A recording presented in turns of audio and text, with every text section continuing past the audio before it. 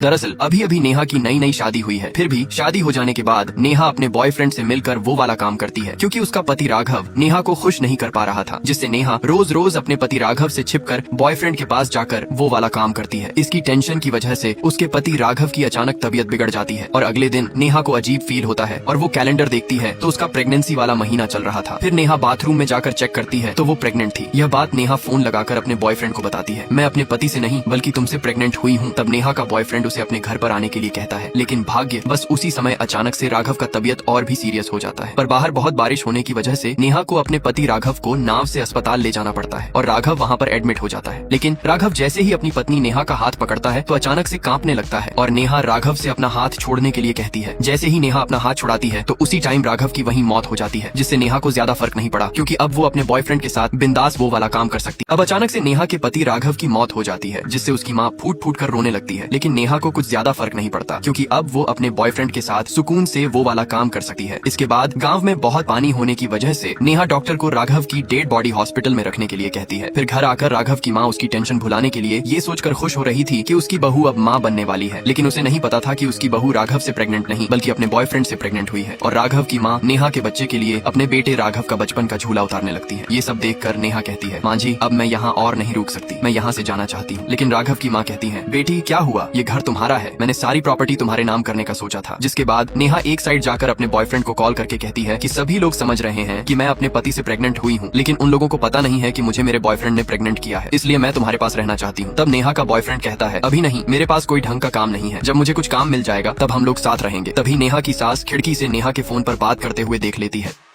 अब नेहा अकेले में आकर अपने बॉयफ्रेंड को कॉल करके कहती है कि सभी को लग रहा है कि मैं अपने पति से प्रेग्नेंट हुई हूँ, लेकिन उन लोगों को पता नहीं है कि मुझे मेरे बॉयफ्रेंड ने प्रेग्नेंट किया है। तभी नेहा को फोन पर बात करते हुए उसकी सास खिड़की से देख लेती है। फिर एक दिन नेहा का बॉयफ्रेंड उसे कॉल करता है, लेकिन नेहा के न होने पर उसकी सास लीला फोन उठाती है। तब उसे पता चलता है कि नेहा हर रोज जिससे बात करती है उसी के साथ उसका चक्कर चल रहा है। अब नेहा के घर आने पर उसकी सास कहती है, अगर तुम यहाँ से जाना चाहती हो तो मेरे पोते को मुझे दे दो और फिर तुम्हें जो करना है करो। इसके बाद उसी रात नेहा अपने कपड़े वगैरह पैक करके नाव में बैठकर भाग जाती है और अपने बॉयफ्रेंड के पास जाकर कहती है, मेरी सास को मेरा बच्चा चाहिए और मैं उन्हें बच्चा नहीं दे सकती, चलो हम लोग कहीं दूर भाग जाते हैं। लेकिन नेहा का बॉयफ्रेंड कहता है, नेहा मैं तुम्हें अभी अपने साथ नहीं रख सकता, मुझे कोई अच्छी जॉब मिलने दो, इसलिए तुम अभी वापस लौट जाओ। फिर नेहा अपने ससुराल वापस लौट आती है। अगली सुबह नेहा की सास उससे कहती है, मुझे सब पता चल चुका है, फोन पर तुम जिस लड़के से बात करती हो उसी लड़के का बच्चा तुम्हारे पेट में है। ये सुनकर नेहा थोड़ी देर के लिए चुप हो जाती है और डरते हुए कहती। अब नेहा की सास नेहा से कहती है, मुझे पता चल गया है कि तुम मेरे बेटे राघव से प्रेग्नेंट नहीं हुई हो बल्कि अपने बॉयफ्रेंड से प्रेग्नेंट हुई हो। ये सुनकर थोड़ी देर के लिए नेहा चुप हो जाती है और फिर हिम्मत करके कहती है, हाँ मैं अपने पति राघव से प्रेग्नेंट नहीं हूँ, मुझे मेरे बॉयफ्रेंड ने प्रेग्नेंट किया है। ये सुनते ही नेहा की सास रोने लगती है और कहती है, मैंने तुम्हें अपनी बेटी की तरह माना था और तुमने ऐसा किया। फिर कुछ समय बाद लीला के रिश्तेदार उसके बेटे की डेड बॉडी देखने के लिए आते हैं, लेकिन डेड बॉडी अभी भी अस्पताल में होती है क्योंकि गाँव में बारिश होने की वजह से पानी पहले की तरह भरा हुआ है। इसलिए लीला के रिश्तेदार कहते हैं, अगर राघव की बॉडी नहीं है तो हम उसकी पत्नी नेहा से मिलेंगे, बताओ वो कहाँ पर है। तब लीला नेहा के पास जाकर उसे बुलाती है, लेकिन नेहा लीला के रिश्तेदारों से मिलने से मना कर देती है। इसी बीच दोनों सास बहू की बातें नेहा की माँ सुन लेती है, जिसके बाद नेहा की माँ लीला से पूछती है, आपके और मेरी बेटी के बीच में आखिर चल क्या रहा है। ये सुनकर नेहा की सास नेहा की माँ को सब कुछ सच बता देती है। फिर नेहा की माँ जाकर यह बात उसके पिताजी को भी बताती है। नेहा के पिताजी गुस्से में आकर नेहा को बहुत मारते हैं और कहते हैं। अब नेहा की माँ नेहा के पिताजी को सब कुछ बता देती है और नेहा के पिताजी आकर नेहा को मारने लगते हैं। तभी उसी टाइम नेहा के बॉयफ्रेंड की कॉल आती है, जिसे नेहा के पिताजी उठाते हैं। नेहा के पिताजी नेहा के बॉयफ्रेंड को गाली देने लगते हैं, तुझे शर्म नहीं आती, शादीशुदा लड़की से ऐसी गंदी हरकतें करता है। और नेहा से कहते हैं, शर्म करो, तुम अभी भी उस लड़के के पास जाती हो, आखिरकार उसके पास है ही क्या। तब नेहा रोने लगती है और कहती है, मैंने शादी होने से पहले ही आपसे कहा था कि मैं केवल अपने बॉयफ्रेंड से प्यार करती हूँ, आप लोगों ने मेरी इस घर में जबरदस्ती शादी क्यों करवाई थी। और वहीं पर नेहा के पति की बड़ी बहन थी और वो नेहा के पिताजी से कहती है, आप लोगों को पहले से पता था कि आपकी बेटी नेहा का किसी और के साथ चक्कर चल रहा है, तो आपने अपनी बेटी की शादी मेरे भाई से क्यों करवाई। जिसके बाद कुछ दिनों में बारिश कम हो जाती है और नेहा के पति की डेड बॉडी घर पर आ जाती है और उसी समय फिर से बारिश होने लगती है। अब इसी बीच नेहा के पति को देखने के लिए बहुत सारे लोग आते हैं और इसका फायदा उठाकर नेहा का बॉयफ्रेंड नेहा को खिड़की के पास बुलाकर कहता है, तुम मेरा फोन क्यों नहीं उठा रही हो। तब नेहा कहती है, फोन मेरे पास नहीं है, पिताजी ने फोन ले लिया है, पर तुम यहाँ क्यों आ गए। नेक्स्ट पार्ट के लिए सब्सक्राइब कर